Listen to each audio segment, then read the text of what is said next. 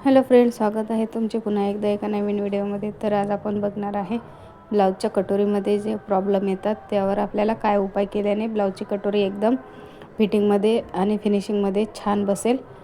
तर हे बघा, हा मापाचा ब्लाऊज आलेला आहे। तर आपण सर्वात पहिले ब्लाऊजवरून माप घेणार आहे आणि समोरच्या भागाचं कटिंग करून दाखवणार आहे मी पूर्ण, आणि कटोरी कशी वाढवायची आणि कुठे आपल्याला कमी जास्त करायचं आहे ते आपण बघणार आहे। तर व्हिडिओ शेवटपर्यंत पूर्ण बघा। तर हे बघा, इथे आता पूर्ण ब्लाऊजची उंची इथे 13.5 आहे आणि हे बघा पाठीमागच्या गळ्याची उंची आपल्याला या पद्धतीने घ्यायची आहे। इथे 4.25 इंच पट्टी तयार येत आहे। तर आपल्याला ब्लाऊजवर माप टाकते वेळी आपल्याला 4.5 इंच घ्यायचं आहे। आता हे बघा, छातीचा चौथा भाग इथे 8.5 इंच येत आहे आणि कमरेचा चौथा भाग इथे 7 इंच येत आहे बघा। तर या पद्धतीने तुम्ही कोणत्याही ब्लाऊजचं माप घेऊ शकता। तर आता अधिक आपल्याला कमरेचा चौथा भाग काढण्यासाठी आपल्याला काय करायचं, एखाद वेळी कमी जास्त असू शकतो, तर कमरेचा पूर्ण राऊंड मोजून घ्यायचा। आता या पद्धतीने आपल्याला समोरचा गळा मोजायचा आहे। तर हे बघा, समोरच्या गळ्याची लांबी इथे 6 इंच येत आहे। तर हे बघा, इथे तयार ब्लाऊजची क्रॉसपट्टी 2.5 इंच आहे। तर आपल्याला या पद्धतीने ब्लाऊज कटिंग करायचं आहे पूर्ण। तर हे बघा, इथे मी एक पेपर घेतला आहे। आता आपल्याला इथं पूर्ण ब्लाऊजच्या उंचीचं माप टाकायचं आहे।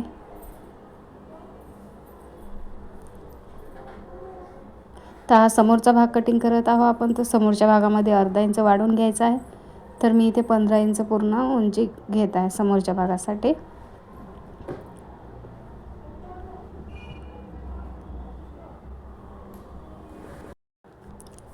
तर हे बघा, इथे शोल्डर मी 5.5 इंच घेतले आहे 34 साईजसाठी आणि आर्महोल इथे 6 इंच घेतले आहे।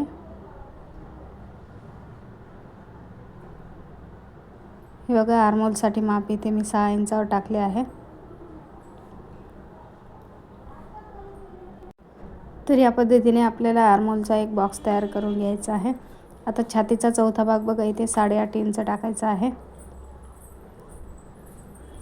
आणि शिलाईसाठी इथे 1.5 इंच आपल्याला शिल्लक घ्यायचं आहे। आता समोरच्या आर्महोलसाठी इथे आपल्याला 1 इंचावर गोलाई द्यायची आहे। हे बघा, आता या पद्धतीने आपल्याला समोरच्या आर्महोलची गोलाई देऊन घ्यायची आहे। आता इथे थोडंसं खालच्या साईडला आपल्याला क्रॉसमध्ये घ्यायचं आहे। तर हे बघा, आपला इथे आर्महोलचा राऊंड तयार झाला आहे या पद्धतीने समोरच्या भागाचा। आता आपल्याला कमरचा चौथा भाग इथे 7 इंच घ्यायचा आहे। 28 इंच कमर आहे आपले, तर आणि शिलाईसाठी 1.5 इंच वाढवून घ्यायचे आहे। आता फिटिंगची आपल्याला सरळ लाईन अशी ओढून घ्यायची आहे।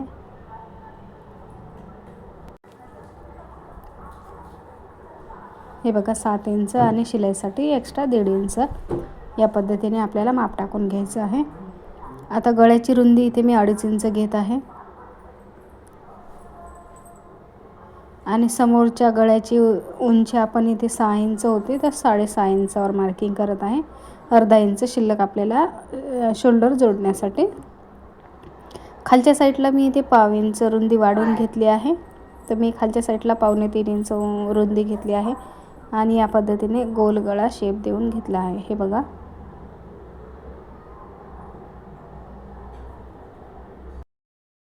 आता इथे आपल्याला गळ्याला वरच्या साईडला 1 इंचावर मार्किंग करायची आहे कटोरीसाठी आपल्याला। आता आपण इथे क्रॉसपट्टीचे माप टाकणार आहे। तर इथे बघा, फिटिंगच्या साईडला 2.5 इंच घ्यायचे आणि जे आपली समोरची आयहुकची साईड आहे त्या साईडला आपल्याला 3 इंच घ्यायचं। तर 2.5 इंचावर जे मार्किंग केलं आहे ती आपल्याला सरळ लाईन ओढून घ्यायची आहे आणि नंतर जे 3 इंचावर मार्किंग केलं आहे तसं या पद्धतीने क्रॉसमध्ये आपल्याला शेप देऊन घ्यायचा आहे क्रॉसपट्टीसाठी। आता कटोरीचे माप इथे बघा 5.5 इंच घेत आहे मी। हे बघा,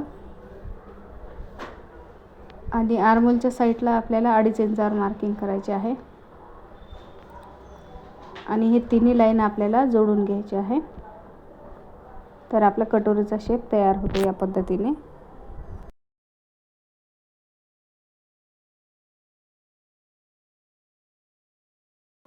तर हे बघा, आपला कटोरीचा राऊंड शेप तयार झाला आहे इथे।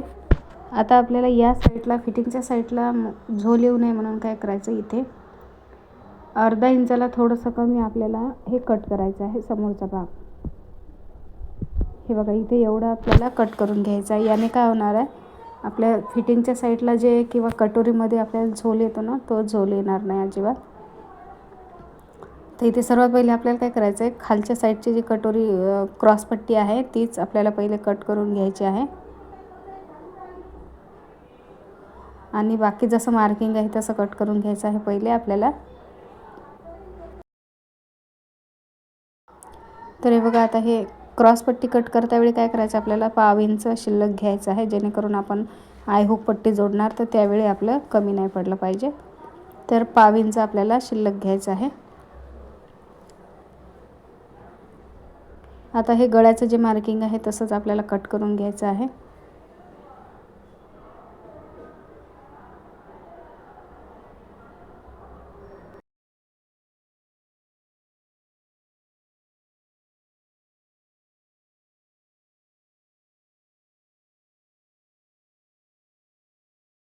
तर आता हे बघा इथे जे 1/2 इंच मी मार्किंग केलं होतं ते इथे कट करायचं आपल्याला या पद्धतीने, जेणेकरून आपल्याला या भागामध्ये झोल येणार नाही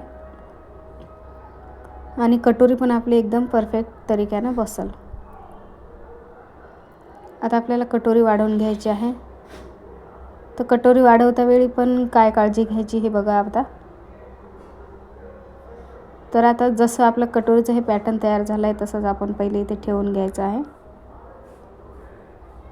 आणि जसं आहे तसंच पहिले मार्किंग करून घ्यायचं आहे.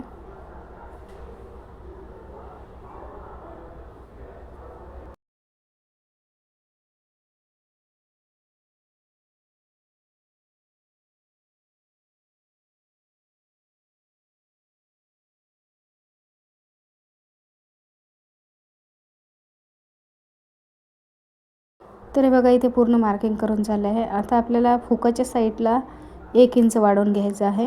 आय हुकाच्या साईडला 1 इंच वाढवायचं आहे आणि जी फिटिंगची साईड आहे त्या साईडला आपल्याला 1.25 इंच वाढवायचं आहे. आणि जर छातीचा भाग कमी असेल तर दोन्ही साईडला 1-1 इंचच वाढवायचं आहे. आता हे बघा पूर्ण आपलं इथे राऊंड आला आहे 8 इंच. तर 8 इंचाचं सेंटर घ्यायचं आपल्याला 4 इंच आणि खालच्या साईडला इथे 1.25 इंचावर खाली घ्यायचं. आता हे इथे पॉईंट तयार होतो आपल्या कटोरीचा. तर हे बघा दोन्ही पॉईंट आणि हा जो खाली आपण 1.25 इंच वाढवला तो पॉईंट, असे तिन्ही पॉईंट आपल्याला क्रॉसमध्ये ओढून घ्यायचे आहे आणि इथे बघा या पद्धतीने आपल्याला मार्किंग करायचे आहे. हे बघा इथे एवढा भाग एक्स्ट्राचा येतो त्यामुळे झोल पडतो आपल्या कटोरीमध्ये.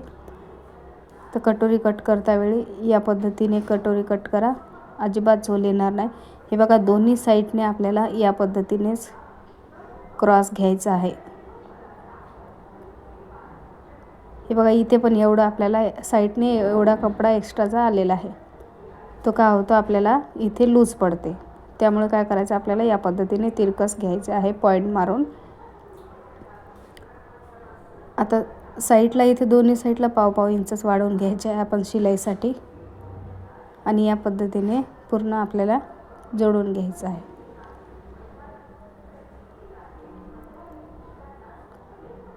आता इथे पेन चालत नाही आहे, मी दुसरा पेन घेते इथे.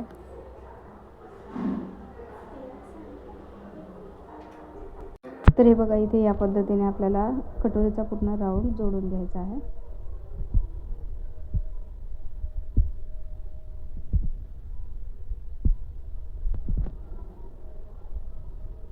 आता जसं मार्किंग केलं आहे तसंच आपल्याला कट करायचं आहे.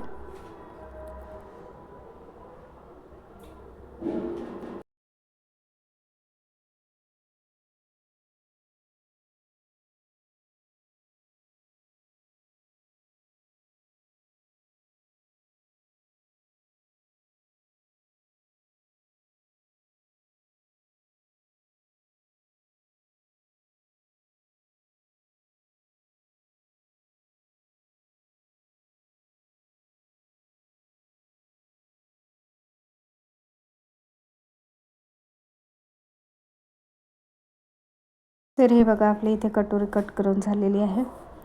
तर या पद्धतीने तुम्ही कटिंग करा, एकदम व्यवस्थित ब्लाऊज बसणार परफेक्ट फिटिंगला. तर हे बघा आपले आता हे पूर्ण पॅटर्न तयार झाले। आता याच्यामध्ये आपल्याला कुठेही वाढवून घ्यायचं नाही, असंच ठेवायचं आणि कपडा अस्तरचा असो किंवा असा ब्लाऊज असो कट करायचा आहे। जर व्हिडिओ आवडला असेल तर लाईक करा आणि चॅनलला सबस्क्राईब करा। धन्यवाद।